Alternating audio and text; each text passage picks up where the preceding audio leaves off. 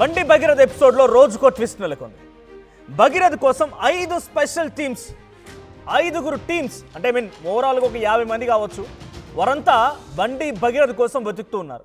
2 teams ఢిల్లీలో, 2 teams హైదరాబాద్లో, 1 team కరీంనగర్లో. ఇంతమంది ఇంతలా వెతుకుతూ ఉన్నా ఇప్పటి వరకు బండి భగీరథ్ ఆచూకీని కనుగొనలేకపోయారు తెలంగాణ పోలీసులు. తెలంగాణ పోలీసులు అంటే నెంబర్ 1 పోలీసింగ్ అనే రకంగా గతంలో అనేక అవార్డులు వచ్చాయి, అనేక ప్రశంసలు కూడా వచ్చాయి.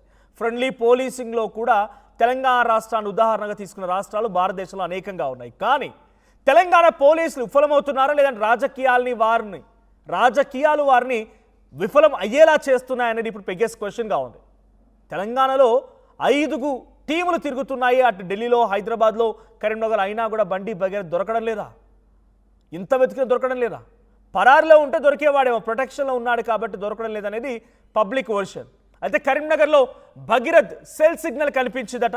అయితే భగీరథ్ సెల్ సిగ్నల్ ఆధారితంగా ఇప్పుడు కరీంనగర్ కూడా పలువురు పోలీసులు సర్చ్ ఆపరేషన్ భాగంగా బయలుదేరి అక్కడ కూడా సర్చ్ చేస్తున్నట్టు తెలుస్తోంది. భగీరథ్ను బండి సంజయే పోలీసులకు అప్పగించాలని సీఎం రేవంత్ రెడ్డి కూడా నిన్న ఒక కాన్క్లేవ్లో మాట్లాడుకొచ్చారు. కోర్టు బెయిల్ నిరాకరించడంతో భగీరథ్ని ఏ క్షణమైన అరెస్ట్ చేసే అవకాశం ఉంది.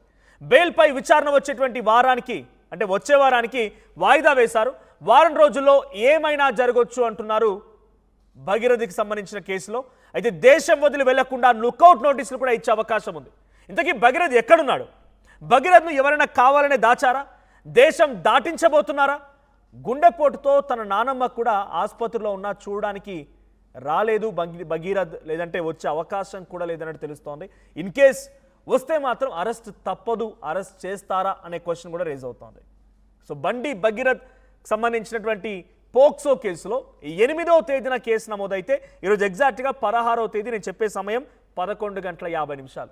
ఆల్మోస్ట్ ఎంత 8 డేస్ అవుతోంది. వారం దాటిపోయింది కదా, 8 to 9 డేస్ అవుతోంది. ఇప్పటి వరకు నో యాక్షన్ ఎట్ ఆల్, ఎటువంటి చర్య లేదు. దానికో డీసీపీ ఎందుకు, 5 టీములు ఎందుకు ఈ టీం అంతా?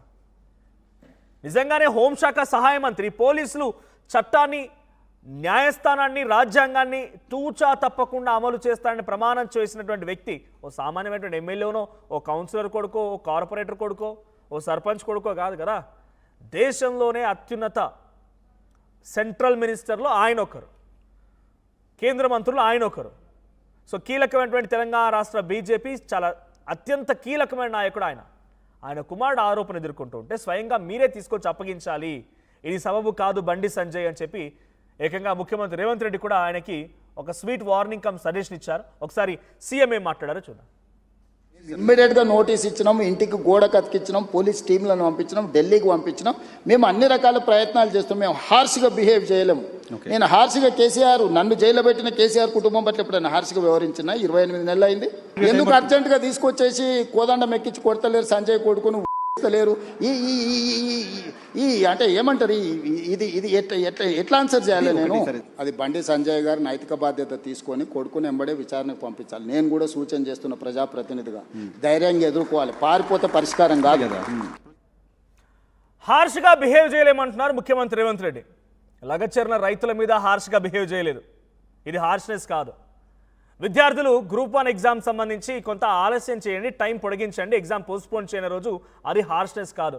అశోక్ నగర్ నుంచి ట్యాంక్ బండ్ దాకా వారంతా నిరసన వ్యక్తం చేస్తుంటే అది పోలీసులు లాఠీ చార్జ్ చేస్తే ఇది హార్ష్నెస్ కాదు. బండి సంజయ్ కొడుకు మీద అరెస్ట్ చేయమన్నప్పుడే హార్ష్గా బిహేవ్ చేయాలా?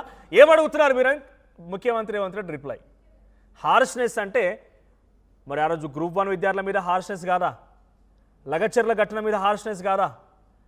ఇంకా చాలామంది రకరకాల నిరసనలు, నినాదాలు చేస్తున్నప్పుడు టైంలో హార్ష్నెస్ కాదా? అది హార్ష్నెస్ అనిపించలేదా? బండి సంజయ్ కొడుకును అరెస్ట్ చేయమని, పోక్సో కేసులో చర్యలు తీసుకోమని అక్కడ జర్నలిస్ట్ అడిగిన క్వశ్చన్కి హార్ష్గా బిహేవ్ చేయలేను నేను. కేసీఆర్ నన్ను అరెస్ట్ చేసి, కేసీఆర్ మిమ్మల్ని అరెస్ట్ చేయడం, మీరు పోక్సో కేసులో బండి భగీరథ్ని అరెస్ట్ చేయడం ఒకటే అని మీరు పోల్చుకున్నారా? కేసీఆర్ ఆ రోజు మిమ్మల్ని అరెస్ట్ చేసినటువంటి దానికి పొలిటికల్ ఎజెండానో, నేను మీపై ఉన్న కేసులో ఇంకేదైనా కారణాలు అయి ఉండొచ్చు. మిమ్మల్ని కేసీఆర్ సమయంలో అరెస్ట్ చేయడం, ఇప్పుడు మీరు బండి భగీరథ్ని అరెస్ట్ చేయడం ఒక్కటే అవుతుందా? ఇది పబ్లిక్ నుంచి రేజ్ అవుతున్న క్వశ్చన్. సో మరి దీనికి ముఖ్యమంత్రి రేవంత్ రెడ్డి ఎలా సమాధానం చెప్తారో చూడాలి. బట్ చాలా టాక్టికల్గా, టెక్నికల్గా, అన్ని రకాలుగా సమాధానం చెప్పాను నేను అనే రకంగా ముఖ్యమంత్రి రేవంత్ రెడ్డి అంటున్నారు. బట్ తన సమాధానం అనేక ప్రశ్నలు తావిస్తోంది. సో నన్ను ఆ రోజు కేసీఆర్ బిహేవ్ చేసినట్టుగా నేను ఇప్పుడు కేసీఆర్ లాగా బండి భగీరథ్ మీద బిహేవ్ చేయలేను అనేది అటు రేవంత్ రెడ్డి చెప్తున్నమాట. At the same time Bandi Sanjay డైరెక్ట్గా నువ్వే తీసుకొచ్చి నీ కొట్టును అప్పగించాలని చెప్తున్నారు. ఎవరైనా సరే ఎంతటి తప్పు చేసినా సరే వాళ్ళు తప్పు చేసిన వాళ్ళు మేమే వచ్చి లొంగిపోతామని లొంగిపోరు కదా. ఫస్ట్ అండ్ ఫార్మోస్ట్ సిటీ ఏర్పాటు చేసిన రోజే మీరు చాలా స్ట్రిక్ట్గా వ్యవహరిస్తున్నారు, పారదర్శకంగా వ్యవహరిస్తున్నారని చెప్పి అంతా భావించారు. కానీ ఆ పారదర్శకత ఏమాత్రం ముందు పడలేదు, ఒక్కడికంటే ఒక్కడు కూడా ముందు పడలేదు.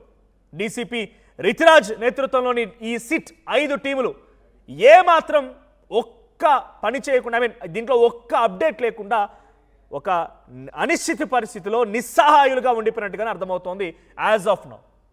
సో బండి సంజయ్ డైరెక్ట్గా నీ కుమారుని తీసుకొచ్చి నువ్వే అప్పగించాలని చెప్పి ముఖ్యమంత్రి రేవంత్ రెడ్డి మాట్లాడినంత మాత్రాన స్వయంగా బండి సంజయ్ వీళ్ళు అప్పగిస్తారా? ఆయన అప్పగించారు కదా. సో ప్రజలు ఇన్నారెడ్డి కూడా సిద్ధంగా ఉన్నారు. ఇన్నారెడ్డి ఒకవైపు బండి భగీరథ్ వాళ్ళ నానమ్మ ఆసుపత్రిలో చికిత్స పొందుతో తనకు అనారోగ్యం బారిన పడ్డారు.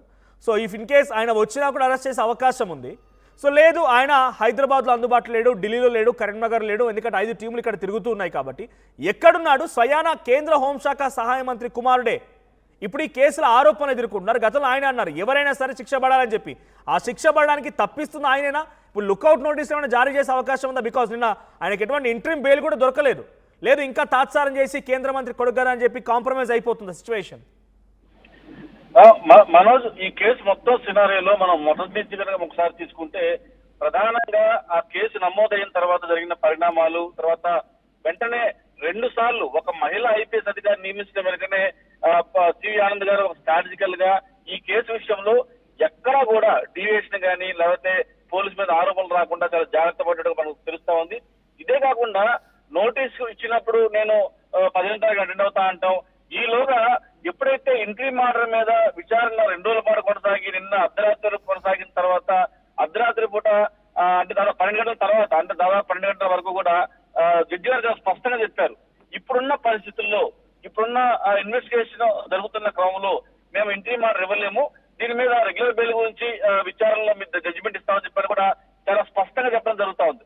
సో ఇట్లాంటి పరిస్థితుల్లో ఖచ్చితంగా వీళ్ళు అరెస్ట్ చేయడానికి 5 టీంలు ఫామ్ చేశాము. తర్వాత దీంట్లో ఎక్కడెక్కడైతే ఉండే అవకాశం ఉందో, ఎక్కడెక్కడైతే ఉండాలని చెప్తున్న సమాచారం అయితే ఉందో, టెక్నికల్ ఎవిడెన్స్ ఆధారంగా అన్ని ఏరియాల్లో కూడా ప్రస్తుతం పోలీసుల టీం ఉంది. మనం గమనించాలి, 5 చోట్లకి వెళ్ళారు గుర్తించలేదా అని చెప్పంటే ఎక్కడైనా ఉండే అవకాశం ఉంది, ఎక్కడికైనా పోయే అవకాశం ఉంది, ఎక్కువ ఎక్కడ ఉంటారని చెప్పన్న సమాచారం.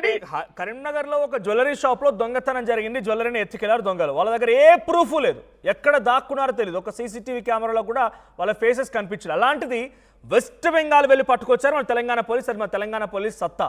అటువంటిది ఒక పోక్సో కేసులో ఆరోపణలు లేదంటే కేసు నమోదైన తర్వాత ఇన్ని రోజులుగా తాత్సారం చేస్తున్నారు. 5 టీములు ఏం చేసినా పట్టుకోలేకపోతున్నాయి, సిగ్నల్స్ ట్రేస్ చేసినా పట్టుకోలేకపోతున్నారు, ఏం చేసినా ఉపయోగం లేకుండా పోయిందా? అంటే ఇంతమంది పోలీసుల కళ్ళు కప్పి తిరుగుతున్నాడు ఒక భగీరథ అనే వ్యక్తి. మీరేమో కరెక్ట్ మనోజ్, ఎందుకంటే తెలంగాణ పోలీసులు ఉన్న టెక్నాలజీ కావచ్చు, తర్వాత ఉన్న టీమ్స్ కావచ్చు, డెఫినెట్ గా ఆయన్ని పట్టుకోవడంలో పెద్ద పెద్ద టెర్రరిస్టులనే పట్టుకున్న నేచర్ ఉంది, టెర్రరిస్టులు పట్టుకున్న టెక్నాలజీ పోలీసులు ఉన్న నేపథ్యంలో మీరు అన్నట్టుగా ప్రజల దగ్గర చూస్తున్న సమాధానాలు ఖచ్చితంగా ఇదే. ఇంత పెద్ద పెద్ద ఇష్యూలోనే ఇమ్మీడియట్ గా పట్టుకున్నారు. ఒక మామూలు వ్యక్తి అంటే